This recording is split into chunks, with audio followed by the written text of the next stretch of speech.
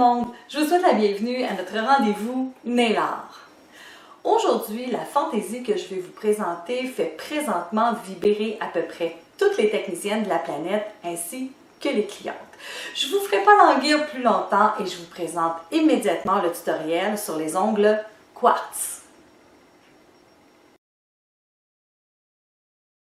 Le quartz est une pierre naturelle et la couleur la plus commune est le blanc. Mais il y a aussi des quartz gris, jaune, violet, rouge, brun, noir, vert, bleu, rose et j'en passe.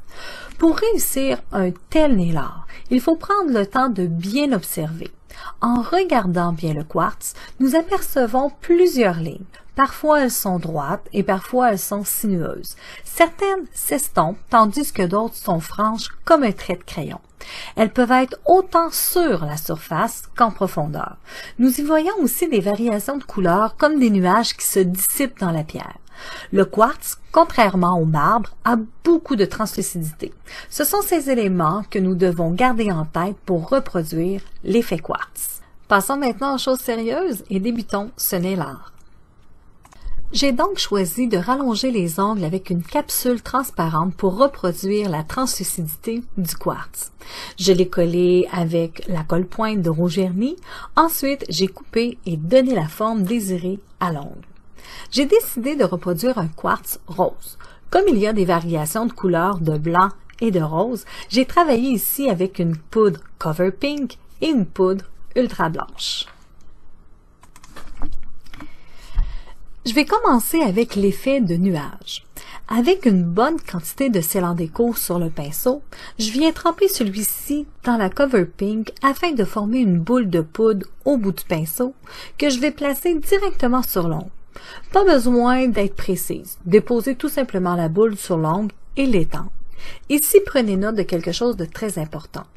Plus vous avez de sel en déco sur le pinceau, plus vous serez en mesure d'absorber de la poudre. Mais attention, vous devez créer une boule de poudre qui est fluide afin de pouvoir l'étendre sur l'ongle sans problème.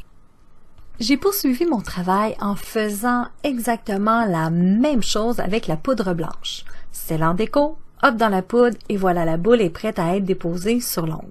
Cette fois-ci, j'ai étendu le blanc de manière à créer une ligne sinueuse, mais avec des ondes très blanches et des ondes plus estompées.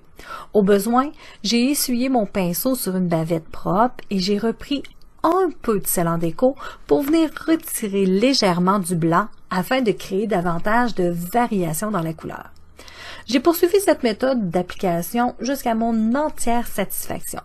Mais ici, je veux vous dire, ne soyez pas trop exigeante avec vous. Souvenez-vous que c'est une pierre naturelle que nous reproduisons et que dans la nature, elles sont toutes différentes.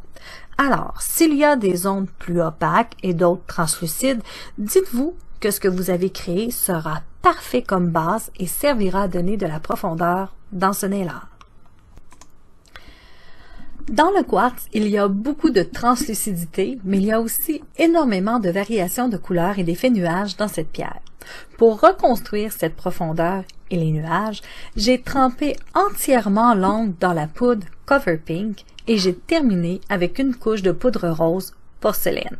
J'ai fait durcir la structure et j'ai ensuite poursuivi mon travail avec les étapes de l'image. Jusqu'ici, je suis satisfaite de mon travail. Mais comme je me suis lancée dans l'aventure d'un nail art plus réaliste, j'ai sorti la peinture acrylique blanche, un pinceau à bourron, de l'eau et une coupelle pour terminer la fantaisie en surface. Afin de bien travailler avec la peinture d'acrylique, j'en ai déposé un peu dans la coupelle et j'ai dilué celle-ci avec une petite quantité d'eau, ce qui me permet de dessiner des lignes plus fines, de les estomper facilement et de me rapprocher des traits précis que nous retrouvons sur la surface du quartz. J'ai dessiné sur la surface de l'ongle quelques lignes plus ou moins sinueuses. La façon de procéder est simple.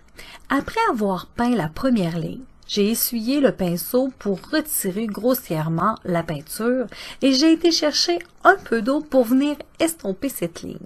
De cette façon, je dilue davantage la peinture, j'affine la ligne et en séchant la peinture diluée que j'ai volontairement laissée sur l'ongle vient créer une autre intensité de blanc. Mais attention aussi, de ne pas trop en faire. Restez raisonnable dans la quantité de lignes pour ne pas masquer les effets que nous venons de créer dans la structure avec la poudre. Lorsque j'ai eu terminé mon travail, j'ai scellé la fantaisie avec une couche de scellant déco que j'ai fait durcir et j'ai effectué un léger ponçage. Par la suite, j'ai procédé aux étapes de la finition essentielle UV en appliquant une première couche d'essentiel UV que j'ai fait durcir au minimum 15 secondes sous la lampe UV ou DEL. J'ai appliqué une deuxième couche d'essentiel UV que j'ai également fait durcir un minimum de 15 secondes sous la lampe UV ou DEL. Et voilà, mes ongles quartz sont terminés.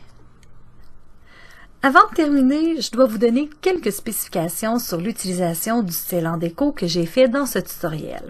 Cela s'applique pour tous les produits à base de résine, même si vous n'utilisez pas la gamme rouge vernis, cet avertissement vous est aussi destiné. Lorsqu'on travaille en trempant le pinceau d'une résine ou d'une colle directement dans la poudre, souvenez-vous que même si vous essuyez parfaitement la poudre de sur le pinceau, entre chaque trempage dans la résine, il est toujours possible de faire figer celui-ci. De plus, même si vous êtes minutieuse, de travailler ainsi fait épaissir la résine plus rapidement. Alors, si vous ne faites pas beaucoup d'ongles dans une semaine, ne vous surprenez pas de perdre vos produits plus rapidement versus une technicienne qui, elle, passe une bouteille de scellant déco par semaine. Mais ici, ne vous stressez pas avec ça et ne vous limitez pas dans vos fantaisies nail art. Amusez-vous tout simplement. Si vous avez des questions concernant ce nail art ou l'un ou l'autre de mes tutoriels, je vous invite à m'écrire en message privé directement sur la page Facebook de Rouge Vernis. Vous aimeriez lire quelques articles, découvrir les formations que j'ai à vous offrir, vous pouvez vous rendre directement sur le site web de rougevernis.ca. Et pour celles qui aimeraient savoir dès la première seconde que le nouveau tutoriel est disponible, vous n'avez tout simplement à cliquer « Je m'abonne » et le tour est joué. Sur cela, je vous souhaite une excellente journée et je vous dis à notre prochain tutoriel nail art. Au revoir les filles!